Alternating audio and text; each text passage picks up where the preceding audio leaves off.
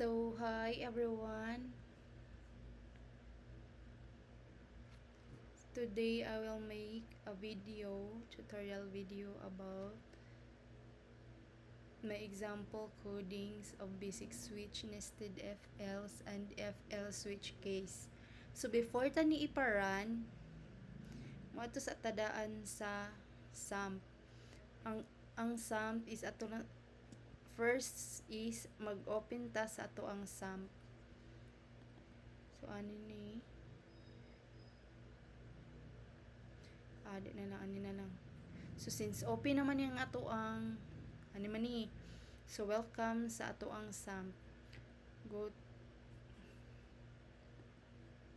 atong i-manage server kay ipa-running nato ang kaning MySQL.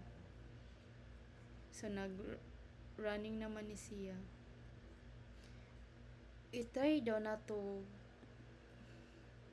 open sa Google kung nag-running ba ni siya. Saan ni? Try na to diri localhost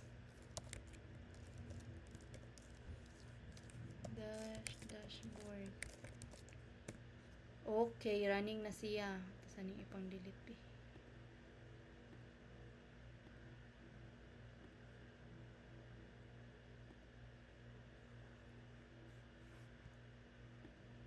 Balik localhost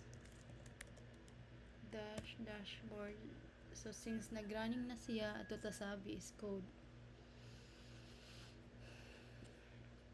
So, ato ang after since nag-running na ang ato ang SAMP, so ato tag SAMP no, dayon htdocs. After sa htdocs is mag-create ka dito o files. Sa kung files nga gihimo is mauni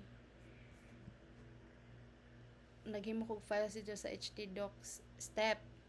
So, under sa step is na ako'y mga gipangbutang na code. Mauni ang basic switch, nested FL switch case. Dira na ko gibutang kay para mausar siya sa files di ko mabawag pangita.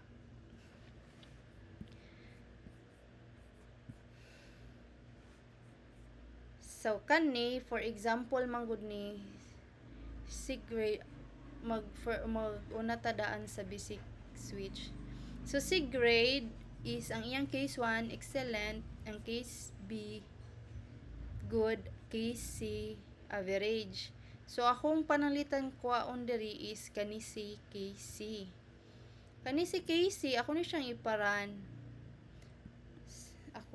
iparan adto sa SAMP.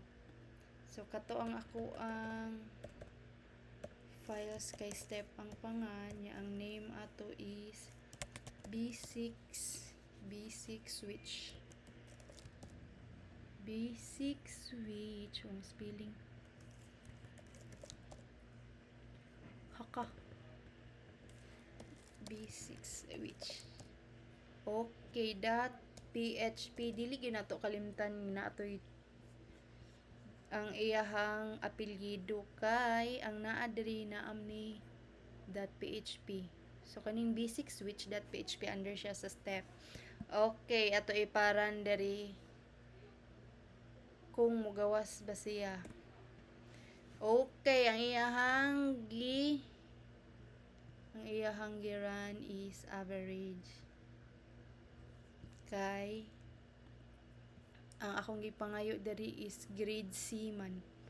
Grade C. So, ang grade C kay amo man ni ang KC, ang iyang i-display kay ang average. So, nira na siya. Ato sa nang i-comment diha kay para di na maapil. Nanamo ko'y mga codes daan niya. Ako na lang ning gitrayan og paran. Kani. Ito ning paran nun. Next is kaning day of the week. So, ang day of the week niya, ang case 1 kay Monday, case 2 Tuesday, case 3 kay Wednesday. So, kung gipili dira, pilian ta nag case 2, kaning day 2. Okay. I-try na tugparan ang day 2 man. Ang day kay ang akong gipili kay 2 man, so dapat i-display niya kay ang Tuesday. So, try Tuesday ba. Ato lang ning i-refresh since same naman sila og files. Okay, so Tuesday. Sakto ra siya. Balik ta.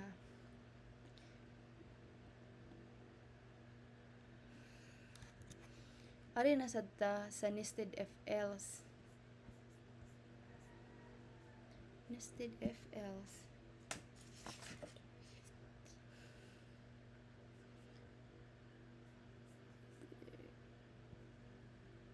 Ato daw ni iparan ang nested FLs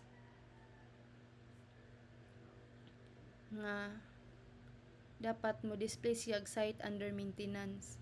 Ipunan na nato ni siya ini set display error kay para mo display siya ang atong gi pangayo. Dayon simulate data sa maintenance true.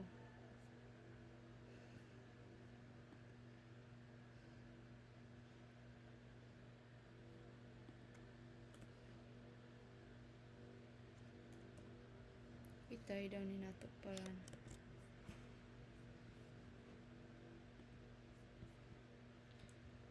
Since dili naman basic switch ang ato ang gigamit, ang atong gamiton dili naman basic switch kay nested FLs naman. Nested FLs na pud ni ang ato ang ibutang diri kay para mura ni siya. Nested FLs .php di lang gyapon ta na limtan ang .php, so wala siya. Try na to glain. I-try ta ni glain nga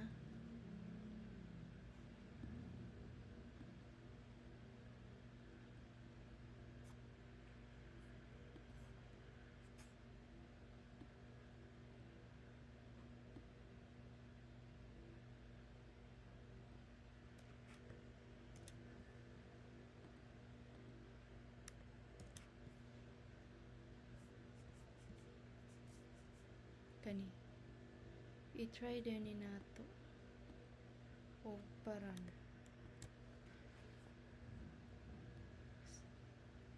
Atong ibutang diri gipunan tanig license kay ABC dash 123, then license valid kay true.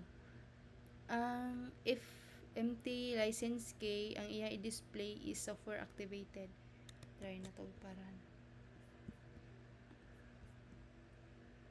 Nested FLs. Okay, niran na siya. Nested FLs. Ang atong gigamit mo ni ang iyang software activated ang iyang output.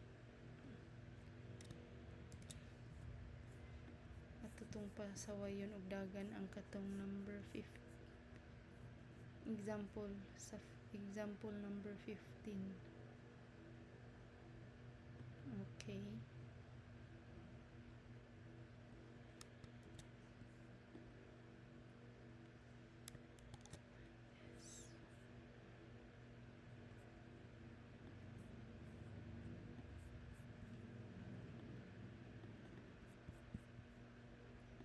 Na siya nakoy fix nun ani. So proceed lang sa FLs switch case. Ang kaning number 1 is patry tanig paran be. So is logging in equals true role admin. So kung true siya, ang admin nga ni login, ang mo display is admin panel. Kung di gani user dashboard case sa user kay user dashboard ang mo output ang og default kay guest area. So kay admin man ang ato ang gipangita, ang iyang i-display kani si admin panel. Saan ni siya? To paran, balik ta dito sa may sum. If else switch case. If else switch case.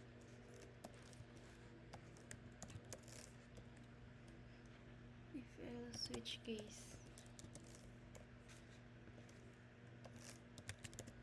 Dot PHP, di kita na kalimtan ang PHP. Okay, admin panel. Admin panel ang iyahang output. So kung ilisan ta na diha ug kaning user, ug user atong gipangita, so ang mogawas ana is kaning user dashboard.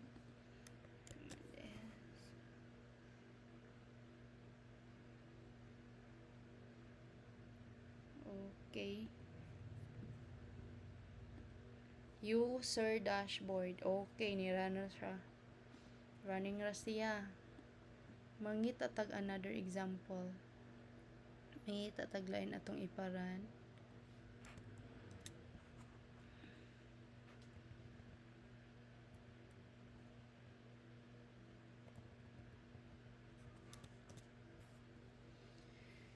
Next if else.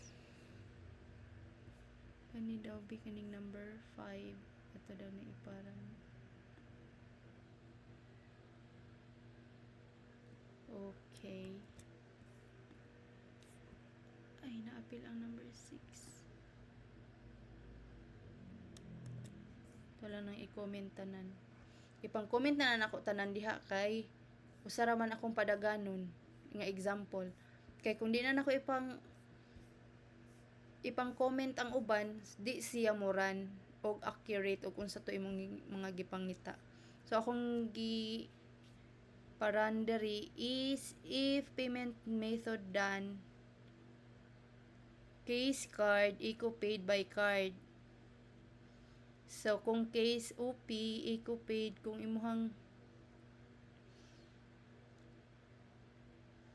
OP ang imong ipangita, payment by OP. So if else gani payment pending. So ato nang iparan siya, Control S, dayon ato tag sum, ato na dala payment pending, kay since pending kay wa man tay gipangayo sa iya ha. So maura to usa ang akong mga example nga giparan. Sunod ana ato na nang ipang close, since nang run ra sila, ug i-close ang sada nato ato ang sum diha.